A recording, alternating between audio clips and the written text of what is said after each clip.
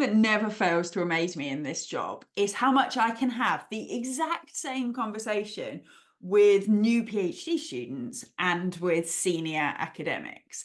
This became really apparent in the last few weeks, where I had different people tell me about receiving conflicting advice. For some, it was first-year PhD students whose supervisors were disagreeing on what the focus of their thesis should be.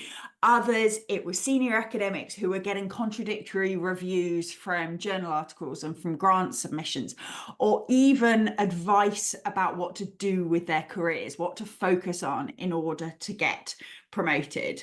And in all cases, people were asking me, what do I do? If these people say I should do this and those people say I should do that, how do I reconcile that and actually make a decision? It's really hard. What am I meant to do? And so, having had some great coaching conversations about these topics, I thought I would bring it all together in a podcast episode for you guys. Hello and welcome to episode 44 of season 2 of the PhD Life Coach. And today we're going to be thinking about how to handle conflicting advice. There's tons of different places that this happens. You might be getting advice about your actual research, like what to do, what archives to use, what data to collect, what methods to use. You might be getting advice about what things to emphasize, about how long something should be, about the style of your writing, whether it's too formal, not formal enough. You might be getting advice about the process, how to organize your time, how much time to spend doing different things, how to build your career, what to put your time into, which jobs you should apply for, when you're ready to get promoted. There's a ton of different decisions that need to be made at every stage of an academic career, and there are always people willing to give you their opinion on it. So what we're going to do today is think about why is it difficult when you get contradictory advice, and some questions you can ask yourself to help you figure it out. If you find this episode useful, I am sure you will, I suggest you also go back to season 1 and listen to episode 23, where I talked about how to make decisions that you love. Whilst it doesn't directly touch on the stuff we're doing today about contradictory advice, it does take you through my favorite framework for making decisions, and I think you'll find it really useful. So why is it difficult when we receive contradictory advice? The reason I think it's difficult is most of us think that when we receive advice, we should be able to act on that advice, that we should be able to sort of directly take, someone says, oh, you should do this, and we could go, oh, yes, so we should, and then do it. And when you then receive advice from two different people, often both whose opinions you value, who say to do different things, it's like, well, what am I meant to do if they think I should do this and they think I should do that?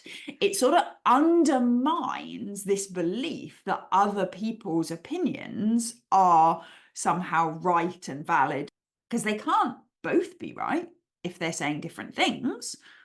Or should we be able to find a way in which they are both right and come up with some sort of solution that meets them both?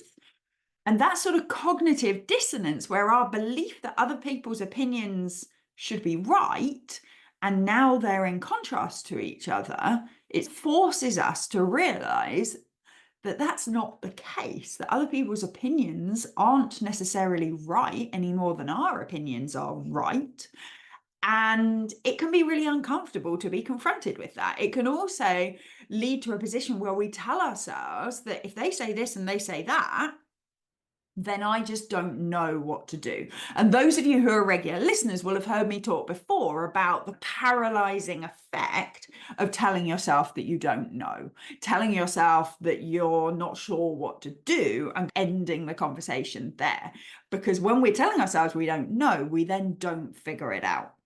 And there's nothing like contradictory advice to make us feel like we just don't know what to do. I think that there's also an emotional element to this as well, whereby we often feel somewhat grateful for advice. So particularly, let's put to one side kind of reviewers of papers and grants. We'll talk about those in a second. But when we're thinking about more general advice, perhaps more interpersonal advice, it's quite common to feel a sense of gratitude and almost obligation. This person cares enough to have given us their opinion, to tell us what they think we should do. And if we do something different, we're in some way disregarding or rejecting their advice. They might be disappointed. They might be cross with us. If we're then proved to be wrong, that maybe the thing we did didn't work out, and maybe the thing that they'd suggested would have done, then we might feel regret. We might feel guilt. They might tell us they told us so. There's all these emotions associated with taking advice and then doing something different than what the advice was.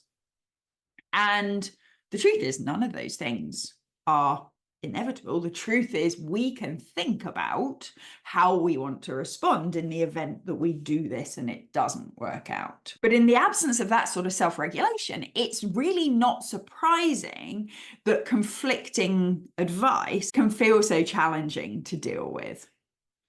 Now, once we understand that it's really not surprising that it feels uncomfortable, and we don't have to feel bad about the fact that it feels uncomfortable to receive conflicting advice, then we can start moving into a more curious place of figuring out, what can I do about it? How can I look at this as a problem to be solved, as a decision to be made, accepting that it still feels uncomfortable and that's okay. But that doesn't prevent me from actually making a decision about these things. Because once we're in that place, once we see this as like a little brain puzzle to be solved, a decision to be made, then suddenly there's a bunch of questions we can work through, like a bunch of kind of criteria to think about that can frame that decision. The first I want you to think about is, was this solicited or unsolicited advice? So whenever we submit to a journal, we submit our thesis to our examiners, grants, all these things, we are essentially soliciting advice from the reviewers. We might not like it, we might not want to be getting it, but we are indirectly at least soliciting advice from those people. When we submit ethics applications, there's another one where we get conflicting things. I've had clients with all sorts of ethics dramas recently. We are soliciting advice from the ethics board about our research processes. When we specifically ask somebody for advice about our careers, about our promotions, job applications, all that stuff, or even our research direction, solicited advice. Great. Even presenting at conferences and seminars and things like that, you are essentially putting yourself in a position where you're soliciting at least questions, if not advice. Other times, you will get unsolicited advice. It may be from people outside of academia, in your personal life or other connections. It may be from people within academia, but in an environment that you weren't asking for advice. So at networking events, socials, outside of you specifically presenting your research, maybe just in the kind of chatting bits of conferences, you may receive unsolicited advice. I want you also to remember that even within a solicited environment, there may be some advice that you have asked for and other advice that you haven't asked for. So take the example of doing a presentation, for example. You may have people who give you advice about your methodology, for example. And if you're presenting a study, you're presenting the methods that you use, you are in some way soliciting advice or at least comment on the methods of your study.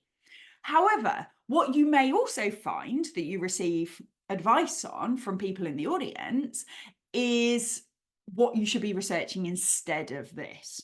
So I've seen many situations of how I've been on the receiving end of it, where some people ask lovely questions, point out things that you perhaps hadn't thought of about the specific study you're presenting, and then other people ask you questions like, well, of course, that's not the real issue. The real issue is this, and then go off and talk about something that's completely different than what you presented. Bad conference etiquette, but we all know it happens. And in that case, even though you were soliciting advice by presenting, you weren't soliciting advice on your research direction, for example. Or if they start giving you career advice in that context, you didn't solicit that. You were soliciting advice and comment on this specific study, not about the general direction or what you should do next or any of those things. So I would classify that as unsolicited advice as well. The reason it's really important to distinguish between solicited advice and unsolicited advice is you can have that on a continuum of how much you want to even consider taking it into account. I want you to remember that particularly with unsolicited advice, you can just decide to disregard it. You are under zero obligation to anybody who gives you unsolicited advice to enact their advice in any way. Now, is it still useful to run through some of the other questions that I'm going to ask you so that you don't miss some useful gems that you hadn't, you weren't necessarily thinking through fully? Yeah, absolutely. Of course, you can run it through a quick sense check to see whether actually, I didn't ask for this advice, but that's actually super wise. Of course, you can still do that. But when it's unsolicited advice, we sometimes still feel, well, the person, they've advised this. Should I listen? Is that true? Da, da, da. Unsolicited advice, you can just be like, oh, okay, thanks, I guess, and not take it any further. We're going to think in a minute about what emotions might make doing that difficult. So if that feels uncomfortable, especially if you're somebody who identifies as being a bit of a people pleaser, if that feels uncomfortable, we will think about ways of managing that uncomfortableness. But I think it's a really important first reminder. If it's unsolicited advice, you can just choose to ignore it. You don't even have to tell them you're ignoring it. You can just say thank you and move on. Now, within the realms of solicited advice, I'm not saying that if you solicit it, you have to follow the advice. But I think when we solicit advice, I would suggest that we're kind of signing up to go through a slightly more in detail review process of what they actually say. Obviously, it's still up to you. You can do what you like, but I would advise that if you are soliciting advice from people, you have in mind in advance that you are going to give it due consideration. And what I hope to give you by the end of this episode is a kind of structure that you can use to do that. Now, knowing that if you solicit advice, you are going to take it through a more structured consideration, can also help you decide whether to solicit it or not. Often we end up just soliciting advice in a really random way. What do you think I should? Should I do this? I don't know. And sometimes that can lead to really wonderful insights, right? I'm a big fan of asking big overarching questions of people I don't know very well. What advice would you give to somebody who's my age? What's the greatest lesson you've learned in your life? All that kind of thing. But that's very different from what do you think I should focus on in my research?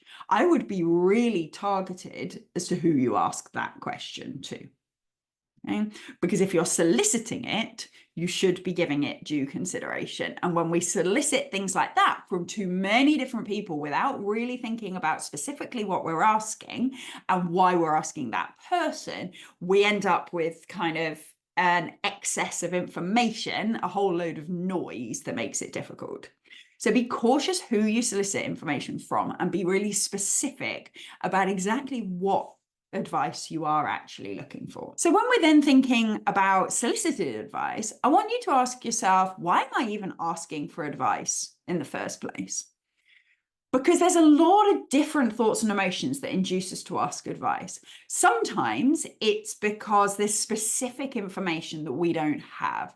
So if there's a particular area of academia that we want to get into, for example, and we feel like there'll be specific qualifications or specific experiences, but we're not sure what they are, maybe we're looking for specific mentoring advice as to, okay, you need to make sure you've got this qualification, that recognition, and you've done this sort of experience, for example. Maybe sometimes we're asking advice because we've got a couple of different options that both have benefits and we haven't yet decided which we want to do.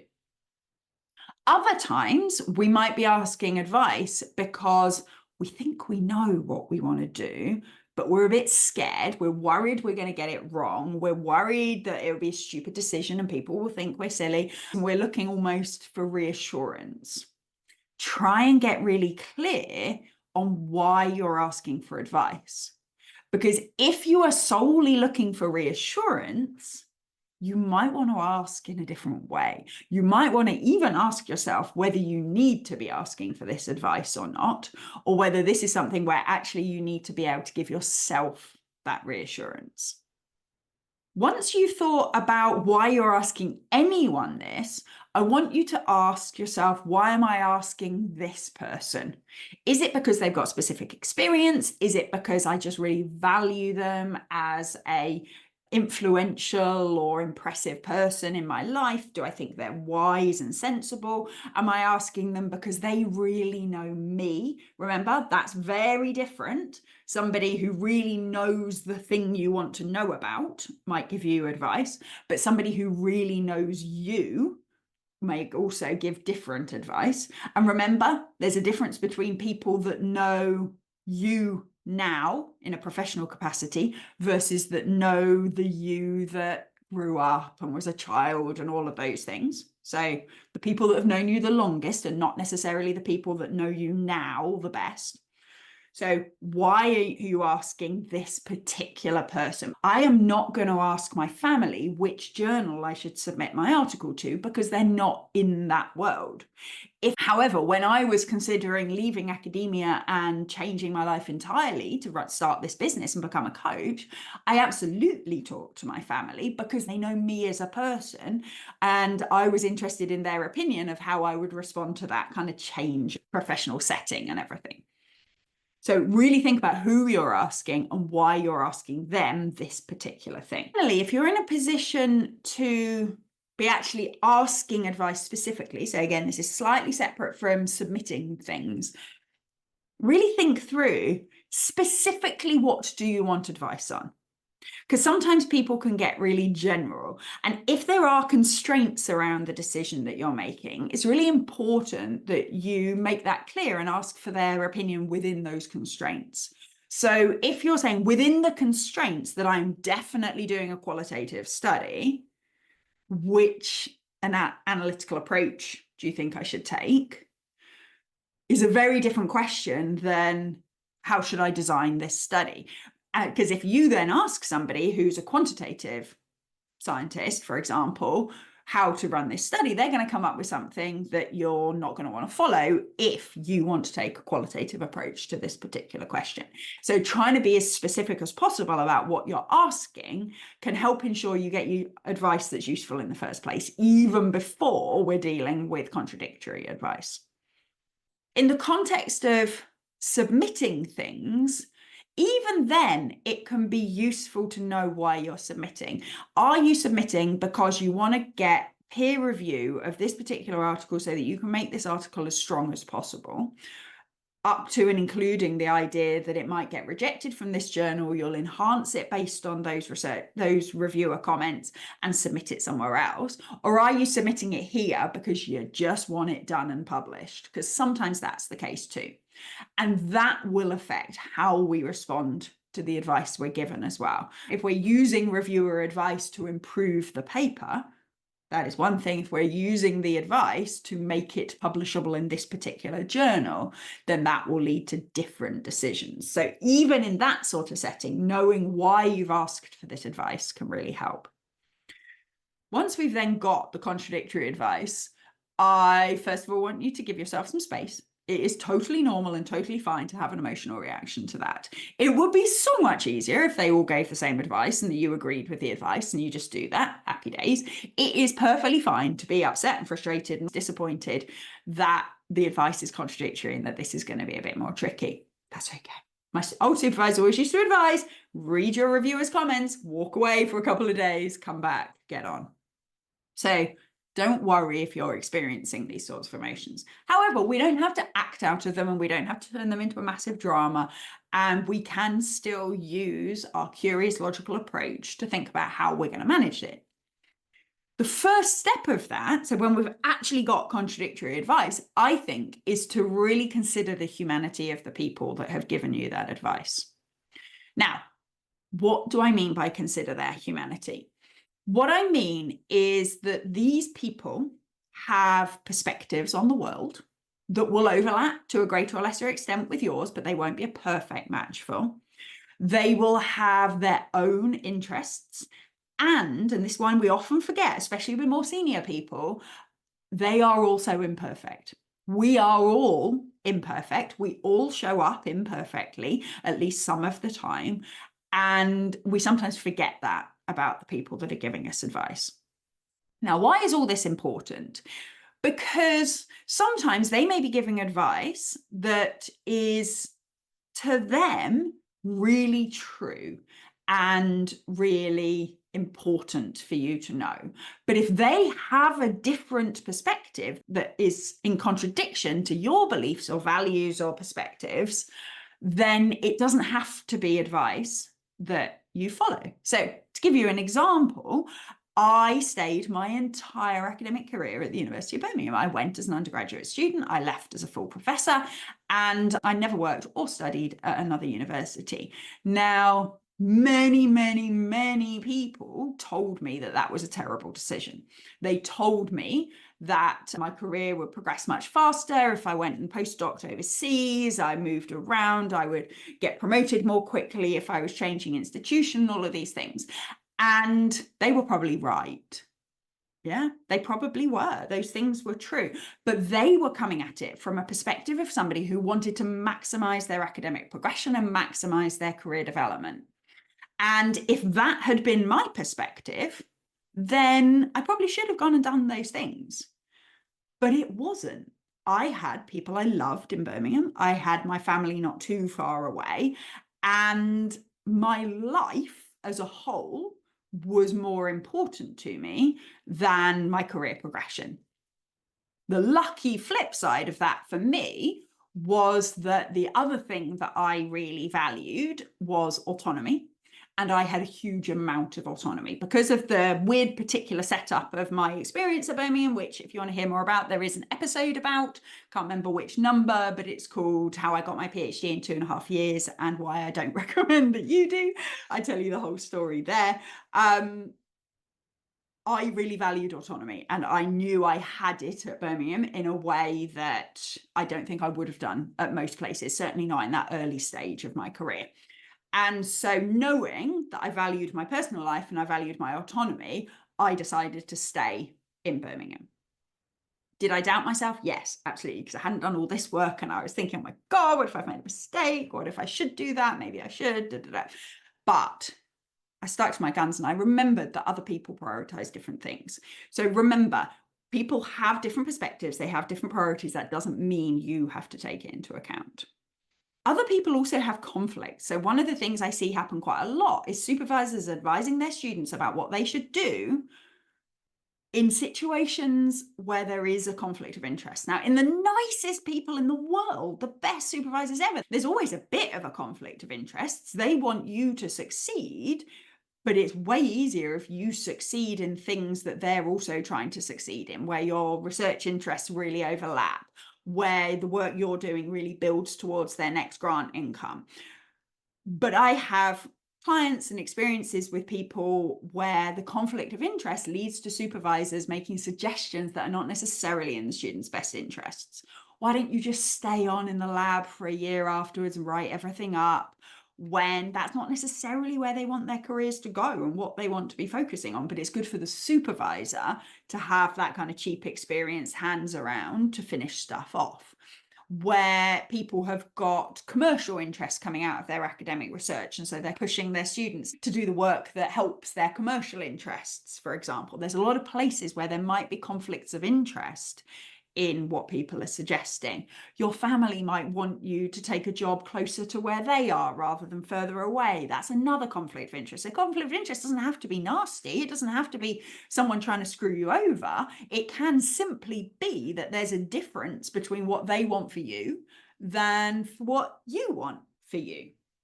And remembering that when we're screening advice is really useful. So I want you to think about their perspective, their conflicts, and I also mentioned their imperfections. And this is where often when we get advice, we think, oh God, they could have said that nicer. They could have been more clear on that. Oh, that's a bit vague. You know, we get reviewers' comments. Everyone has all the jokes about reviewer 2 being horrible and everything. Remembering people's imperfections is really important. Remember, this isn't to justify terrible reviewer behavior. Be nice when you do your reviews. But sometimes we do our reviews late at night when we're exhausted because we've realized we've delayed it 10 times and we still haven't done it.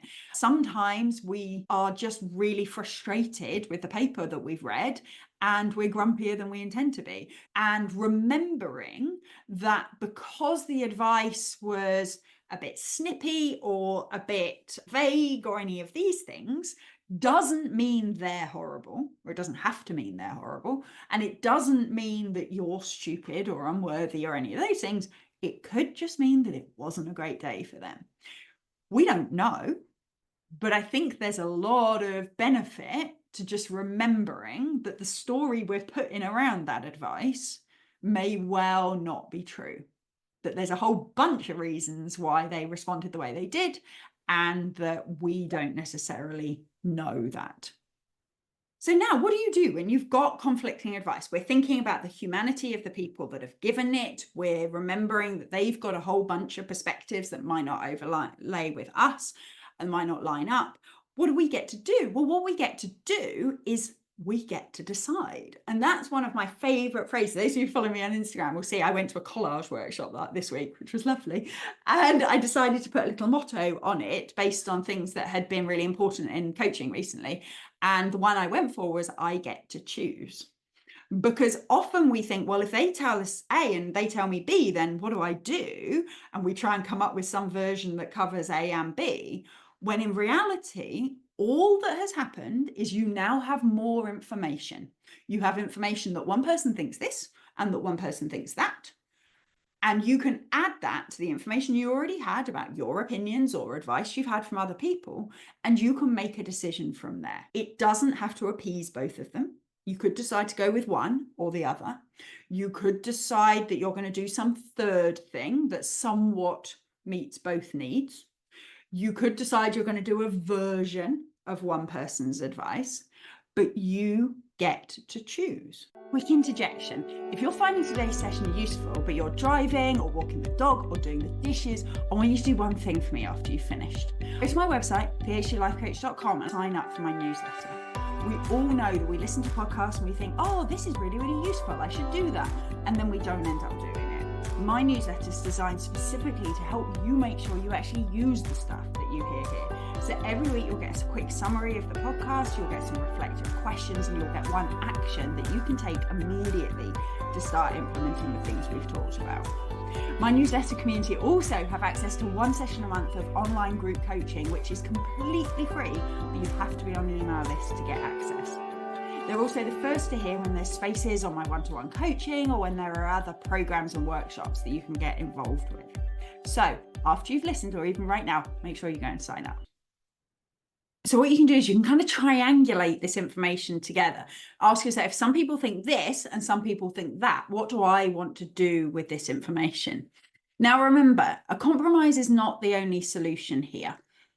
For a compromise, sometimes the fact that two different people get very different perspectives and very different advice on what you should do tells you that actually the problem is a lack of clarity, perhaps, in what you're trying to say.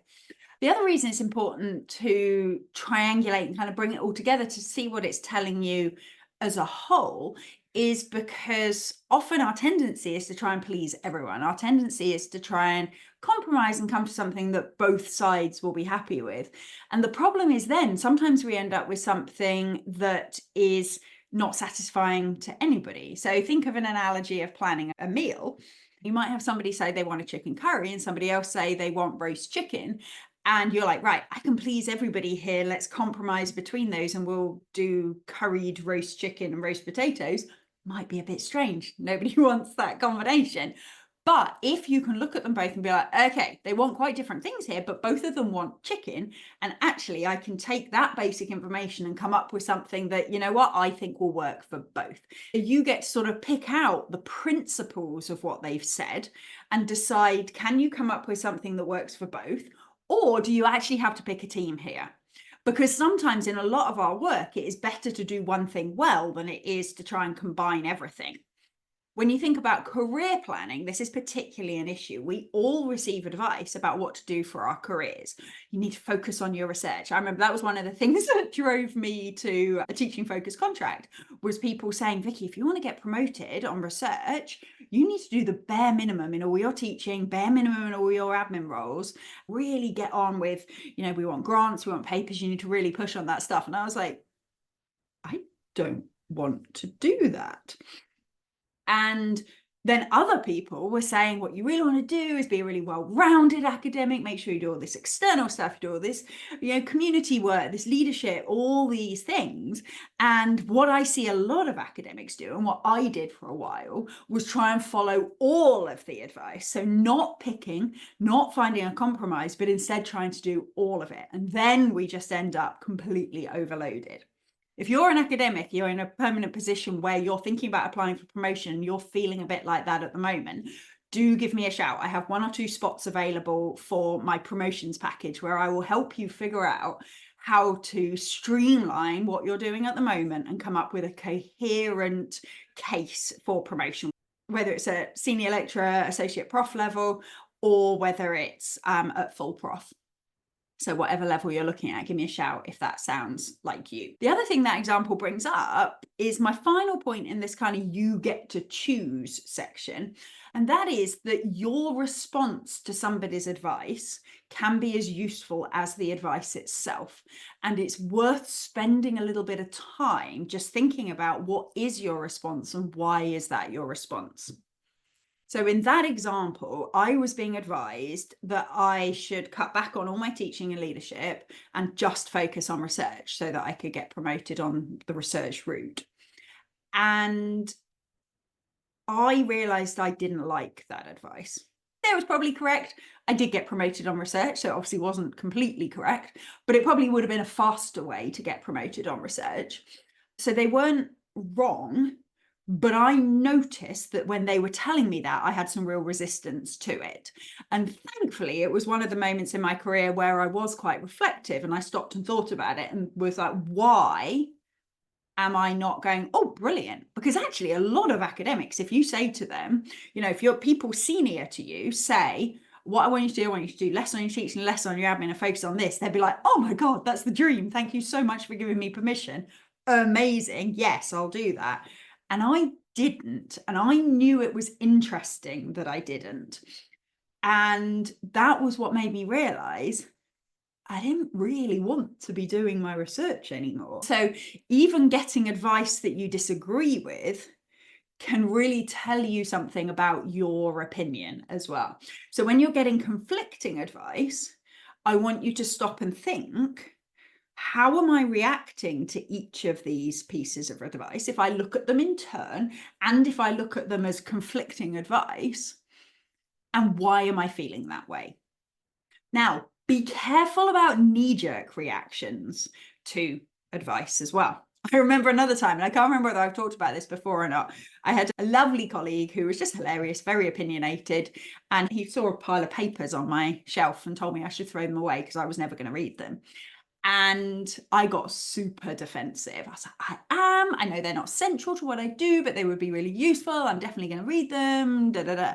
Yeah, I didn't. I think I've told you about it before. About 2 years later, when I came back from a sabbatical, I just binned the lot of them sheepishly. But at the time, I was really pissed off about his advice.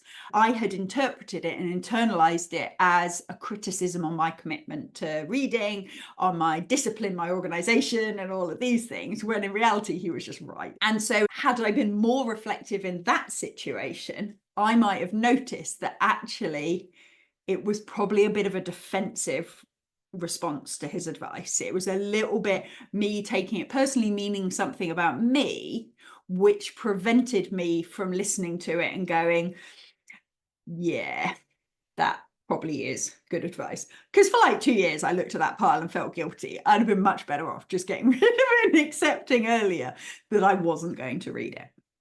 So when you're getting this sort of conflicting advice, I want you to think of it as extra information to support your decision making. Think about your response to the advice and how it's made you feel and what thoughts you've had about it, what you can glean from that. Think about whether are there ways you can take glimmers from both of them and create something that works for both. Are you going to pick a side, and why? How are you going to justify that? Remember, when you justify things, you usually only have to justify it to yourself. If it's a review or a grant agency, you might need to justify it to them. But you can always say, I've done this, but not that for these reasons. The final thing that can hold us back from managing contradictory advice is our beliefs about how people respond if we don't follow their advice perfectly. Because sometimes we worry that we will make people sad or disappointed or frustrated if they've given us advice and we don't follow it. And the first thing you say is, I can't even reassure you that that won't happen. People may well be frustrated or disappointed that you didn't follow their advice. What I would suggest is that that's okay. They've given you advice and they get to feel whatever they feel if you choose to do something different. When you start to make decisions based on how other people will feel about your decisions, rather than on the basis of what's right for you and your situation, that's when we just get in a pickle. And that's where this conflicting advice feels so challenging, because suddenly you're forced that you can't please everyone. Often if somebody gives us advice, even if it doesn't necessarily feel right for us, we follow it because, well, maybe they know, and we put our own needs to one side. But suddenly, if you've got contradictory advice, you can't do that. You do have to pick. And from that perspective, getting contradictory advice is actually really freeing, because you physically can't please both of these people. You actually can't follow their advice. And therefore, you have to accept that at least one person may choose to be disappointed or frustrated, and that that's going to be okay. And what we get to do is we get to look after ourselves through that, instead of avoiding it by making decisions that they told us to do. So what we get to do is we get to say, right, I get to decide if I'm following that advice or some combination or some completely other option. I get to pick that based on reasons that I like, based on my needs and what I want. And they get to manage any emotions they have because of that. And I get to manage any emotions that I have about the fact that they're disappointed or that they're sad or that they're frustrated. Okay, we don't have to manage those emotions by avoiding them, by doing what we're told, by following the advice. We get to manage those emotions by being kind to ourselves and looking after ourselves and allowing ourselves to experience it, while making a decision that feels the best one that we can make at the time. So that's my advice. Whatever stage of the academic journey you are at, you will be getting all of this contradictory advice. And the more we can be reflective and intentional, and all these words that we keep using in these podcasts about how we think about what they've said, evaluate what we've said, and choose mindfully what we're going to take from it, the more we can use advice as something that sort of informs our decision making, rather than as a pure map that we must follow because it's been given to us. I really hope you find that useful. I'd love to hear what you think. Make sure that you are on my newsletter so that you get the emails each week about this. And if you are a PhD student that's interested in longer term support, but you've thought that one-to-one coaching is a bit too expensive for you, make sure you're on my newsletter, because I'm going to be giving more information about my PhD Life Coach membership, which will be a more affordable way for you to get access to online group coaching, all of my self-paced materials, and a really supportive PhD community. That membership is also open to early career researchers. So if you're a postdoc or at the beginnings of your academic career, it's absolutely for you too. If you have any questions, just drop me an email. Academics who are thinking about starting leadership positions, or who are going into promotions applications, applying for fellowships, or any of those sorts of things, get in touch. I have 1 or 2 slots for one-to-one clients at the moment, and I would love to work with you. Thank you all so much for listening, and I will see you next week. Thank you for listening to the PhD Life Coach podcast. If you like this episode, please tell your friends, your colleagues, and your universities. I'd appreciate it if you took the time to like, leave a review, give me stars, stickers, and all that general approval as well. If you'd like to find out more about working with me, either for yourself or for people at your university, please check out my website at thephdlifecoach.com. You can also sign up to hear more about my free group coaching sessions for PhD students and academics. See you next time.